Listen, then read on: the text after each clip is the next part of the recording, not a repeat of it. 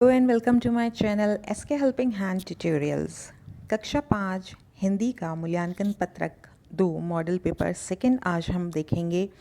अवधि इसकी आपकी 2.5 घंटे की रहेगी और जो पूर्णांक है वो 80 अंक का रहेगा। आपको सभी प्रश्नों के उत्तर लिखना अनिवार्य रहेगा और उनके सामने उनके अंक भी रहेंगे। तो पहला जो भाग है वो है पढ़कर समझना और लिखना। 22 अंक के प्रश्न हैं इसमें, आप देख सकते हैं यहाँ पे आपका न्यू टाइप मल्टीपल चॉइस और छोटे प्रश्न यहाँ पे शामिल हैं। तो पहला प्रश्न देखते हैं, वयस्क मताधिकार की न्यूनतम आयु है 21 वर्ष, 18 वर्ष, 23 वर्ष और 25 वर्ष। तो ये 18 वर्ष, तो ब इसका उत्तर है। स्वतंत्रता प्राप्ति के पश्चात सरदार पटेल ने किस पद को सुशोभित किया? तो वे जो है गृह मंत्री के पद पर सुशोभित हुए थे। उदय सिंह की देखभाल करती थी पन्नाधाय, रानी, दासी या महारानी? तो इसका उत्तर अ है, पन्नाधाय उनकी देखभाल किया करती थी। निम्नलिखित प्रश्नों के उत्तर एक पंक्ति में देना है। जैसलमेर दुर्ग का निर्माण किसने करवाया? अगला प्रश्न देखते हैं, रेडर और कैचर में अंतर बताना है। फिर जीवन की किस घटना ने भगिनी निवेदिता के जीवन को बदल दिया? तो चलिए इसका उत्तर हम देखेंगे अब। जैसलमेर दुर्ग का निर्माण महारावल राव जैसल ने करवाया था। अगला प्रश्न था, रेडर और कैचर कौन होते हैं? तो कबड्डी में पकड़ने वाले को कैचर कहते हैं, कबड्डी देने वाले को रेडर कहा जाता है। फिर अगला जो प्रश्न था वो भगिनी निवेदिता के जीवन किस घटना से बदल गया? इंग्लैंड में स्वामी विवेकानंद से मिलने तथा उनके प्रवचन सुनने के बाद भगिनी निवेदिता का जीवन बदल गया था। अगला प्रश्न देखते हैं, प्रश्न संख्या 7, सदाचार का हमारे जीवन में क्या महत्व है? यह जो प्रश्न है आप देख सकते हैं 3 अंक का है। और प्रश्न संख्या 8 देखते हैं, अच्छे स्वास्थ्य की क्या निशानी है? ये भी 3 अंक का है। तो चलिए इसके उत्तर देखते हैं हम। क्योंकि 3 अंक का है तो उत्तर थोड़ा सा बड़ा लिखना होगा हमें। सदाचारी व्यक्ति उत्तम गुणों का धनी होता है।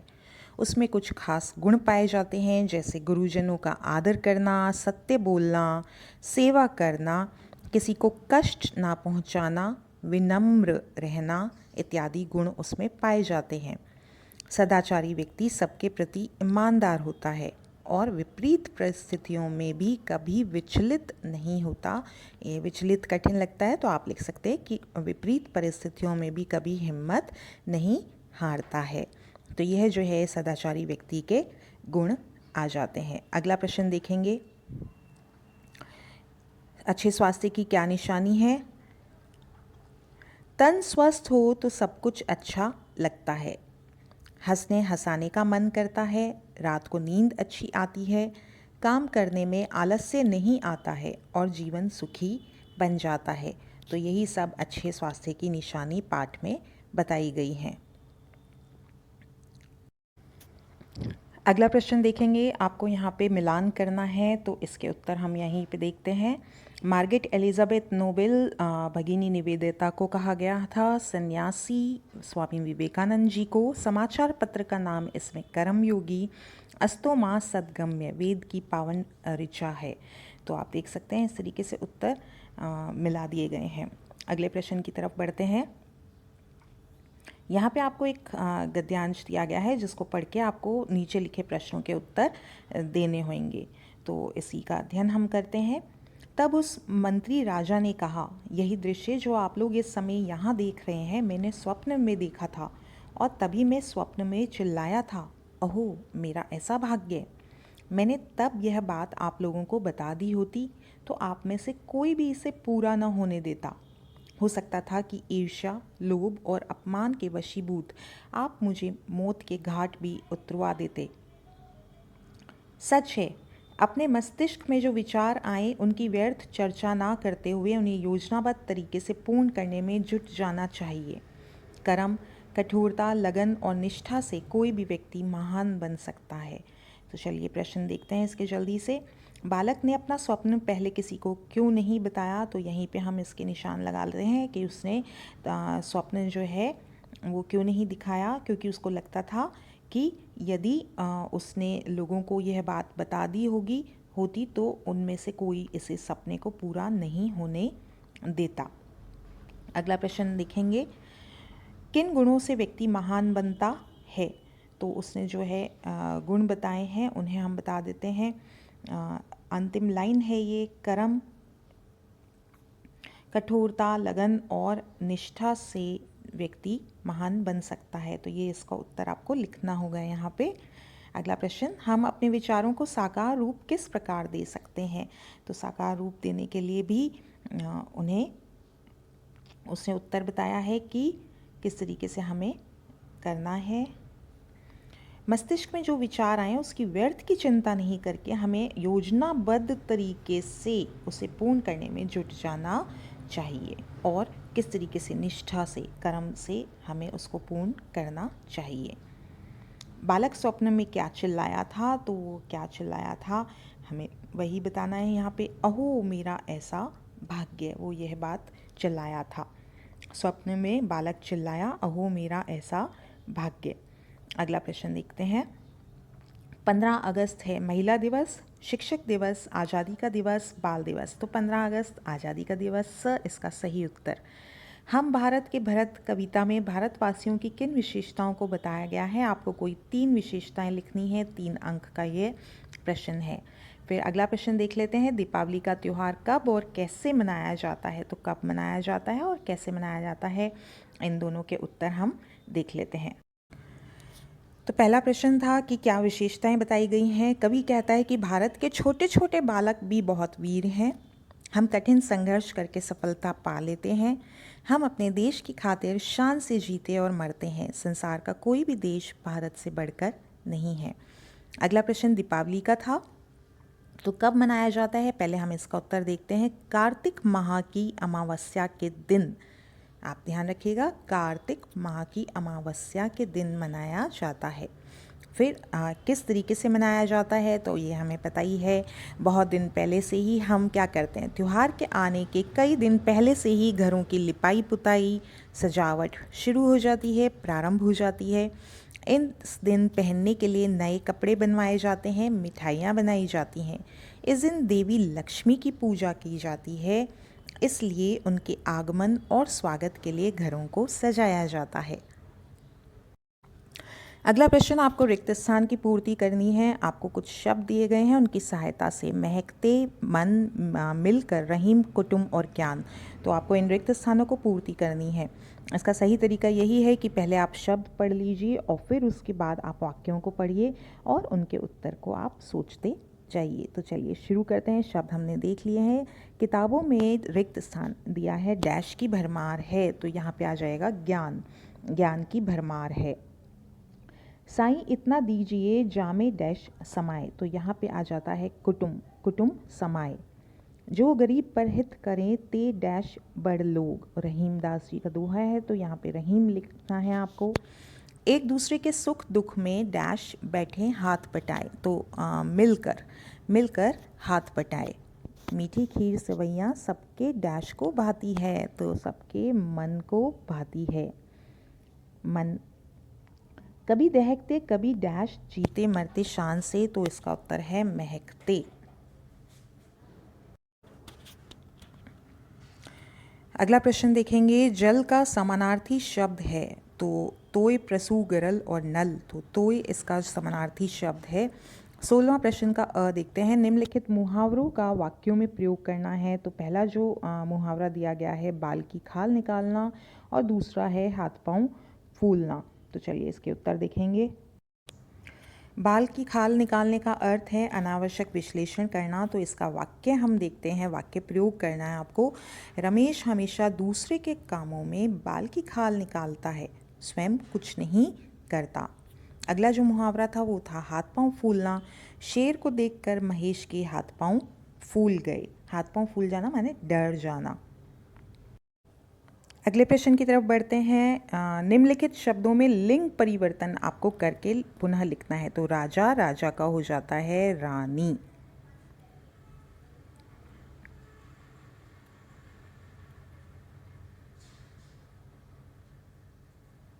पड़ोसी तो पड़ोसिन, आपको छोटी ई की मात्रा लगानी है और इस तरीके से आपको उत्तर लिखना है, पड़ोसिन।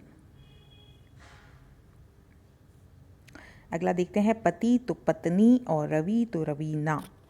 अगला प्रश्न देखते हैं, दिए गए वाक्य में से क्रिया और संज्ञा पद छांटना है। शेर शिकार करता है, तो यहाँ पे आप देख लेंगे शेर संज्ञा है और शिकार करता क्रिया हो जाता है। दिए गए वाक्य में से सर्वनाम और विशेषण पद छांटना है। यह मीठा गन्ना है।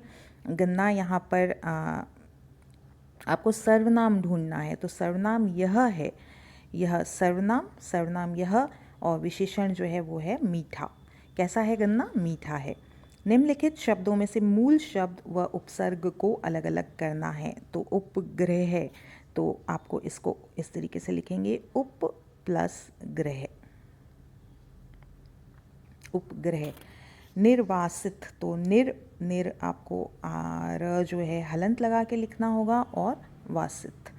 अगला देखते हैं, निम्नलिखित शब्दों में से मूल शब्द और प्रत्यय को अलग अलग करना है। तो रहस्य प्लस में और ध्यान प्लस पूर्वक।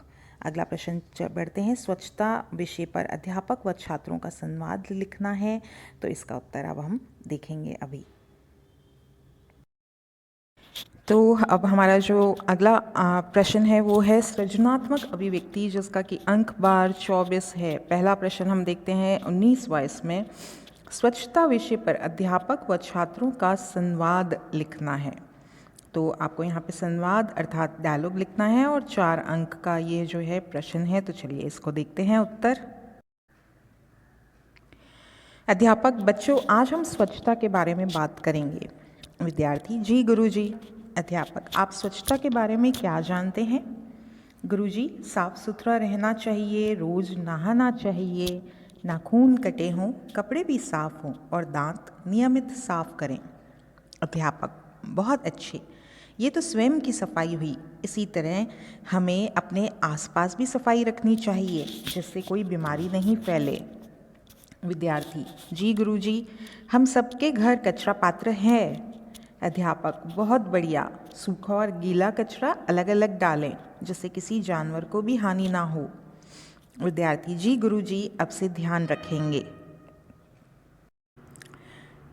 अगला प्रश्न देखते हैं, निम्नलिखित में से किसी एक कहानी को कल्पना के आधार पर लिखना है। जो इसमें पहला ऑप्शन दिया गया है वो है भेड़िया और मेमना, और दूसरा है घमंडी बारहसिंगा। अथवा, अब इस प्रश्न में भी आपके पास चॉइस है और फिर प्रश्न के अंदर भी इंटरनल चॉइस दिया गया है आपको। निम्नलिखित विषय में से किसी एक विषय पर 10 पंक्तियों में निबंध लिखना है। तो आपको या तो कहानी लिखनी है या निबंध लिखना है, अर्थात इतने सारे ऑप्शन में से केवल आपको एक विषय पर लिखना है। तो इसके विषय देखते हैं, रक्षाबंधन, विज्ञान के चमत्कार, यदि मैं प्रधानाध्यापक होता, और अनुशासन। तो जो भी आपका टॉपिक अच्छे से तैयार है उस पर आप लिख सकते हैं। यहाँ पे उत्तर बताने के लिए यहाँ हम घमंडी बारहसिंगा, जो कि बहुत सरल सी कहानी है, उसको देखते हैं। तो कहानी शुरू करते हैं। घमंडी बारहसिंगा। एक बारहसिंगा था। वह अक्सर एक तालाब के पास जाया करता था और पानी में अपनी परछाई देखकर अपने आप से कहता, मेरे सींग कितने सुंदर हैं, काश मेरे पैर भी इतने ही सुंदर होते। एक दिन एक शेर ने उसका पीछा किया। बारहसिंगा घने जंगल की ओर भागा, लेकिन उसके सींग एक घनी झाड़ी में फंस गए। उसे लगा कि उसकी मौत अब पास आ चुकी है। वह अपने सींगों को कोसने लगा। आखिरकार उसने अपने मजबूत पैरों की सहायता से अपने आप को झाड़ी से मुक्त करा लिया। इसके बाद वह अपने मजबूत पैरों से उछलता कूदता जंगल में भाग गया और शेर से बचने में सफल हो गया। बारहसिंगा ने अपने कुरूप पैरों को उसकी जान बचाने के लिए धन्यवाद दिया, जबकि उसके सुंदर सींगों की वजह से तो उसकी जान ही जाने वाली थी। वह सोचने लगा कि उसे संकट से बचने के लिए सींगों के बजाय पैरों की अधिक आवश्यकता है। उसके बाद से उसने अपने पैरों को कभी कुरूप नहीं माना। तो यहाँ से हमें यही शिक्षा मिलती है कि कुछ भी वस्तु जो है अनुपयोगी नहीं होती, और कुरूप है तो भी उसका अपना ही उपयोग होता है। अगले प्रश्न की तरफ बढ़ते हैं। क्रिकेट मैच खेलने की अनुमति प्राप्त करने के लिए अपने प्रधानाध्यापक जी को प्रार्थना पत्र लिखना है, तो पत्र का फॉर्मेट फॉलो करते हुए आप उससे क्रिकेट मैच खेलने की अनुमति प्राप्त करेंगे। दिए गए वाक्यों को पढ़कर वर्ग पहली पूर्ण करनी है। तो इसका पहला प्रश्न हम लोग देखते हैं। हमारे देश का नाम, तो ये इस तरीके से भारत, सत का विलोम असत, बहन का समानार्थक भगिनी, वजन का समानार्थक भार, तरल पदार्थ। अब आपको तरल पदार्थ यहाँ पे बताना है, तो तरल पदार्थ है रस। आँख का पर्यायवाची नयन, तो ये आपको यहाँ पे उत्तर लिखने होंगे। अगला प्रश्न हम देखते हैं, परिवेशीय सजगता से संबंधित है, 8 अंक के ये प्रश्न है। प्रश्न संख्या 23 कुल प्रश्न आए हुए हैं, आप देख सकते हैं। इसमें भी 2 भाग हैं, परंतु तो आप इसे 23 मानिए या 24 प्रश्न कैसे भी मान सकते हैं। 4 अंक का प्रत्येक प्रश्न है। स्वच्छता से आपका क्या आशय है, स्पष्ट कीजिए। और दूसरा है, सड़क पर पैदल चलते समय बरती जाने वाली सावधानियां आपको लिखनी है। तो चलिए इसका उत्तर हम देखेंगे। पहले हम ब प्रश्न का उत्तर देखते हैं। सड़क पर चलते समय हमें क्या सावधानियां रखनी चाहिए। सड़क पर बाएं तरफ चलें। सड़क पार करने से पहले दोनों तरफ देखें। सड़कें पार करने हेतु जेब्रा क्रॉसिंग का प्रयोग करें। मोबाइल फ़ोन का प्रयोग नहीं करें। कब नहीं करें? सड़क पर चलते हुए। रात को हल्के रंग के कपड़े चुनें। इससे क्या होता है कि दूसरा व्यक्ति जो तेज़ी से आ रहा है उसको हल्के रंग पर प्रकाश जो है अधिक परावर्तित होगा, तो उसको मालूम चल जाएगा। अब अगला प्रश्न देखते हैं, स्वच्छता से आपका क्या आशय है। तो स्वच्छता का अर्थ जो है वो साफ सफाई से है, चाहे हमारे तन की हो, चाहे हमारे वातावरण में आसपास वातावरण की सफाई हो। तो आपको यही बताना है कि स्वच्छता साफ सफाई है स्वयं की और आसपास के वातावरण की, जिससे कि कोई बीमारियां नहीं फैलें और जो दूषित पदार्थ हैं उन्हें दूर रखा जा सके शरीर से और उनके कुप्रभावों से। तो उम्मीद है आपको यह प्रश्न पत्र के सॉल्यूशंस सही लगे होंगे और आप इस चैनल से जुड़े रहिएगा। और भी पेपर बहुत जल्दी शीघ्र अपलोड कर दिए जाएंगे। पहले वाले पेपर आप प्लेलिस्ट कक्षा 5 में देख सकते हैं और उनके उत्तर आप वहाँ पे देख सकते हैं। धन्यवाद।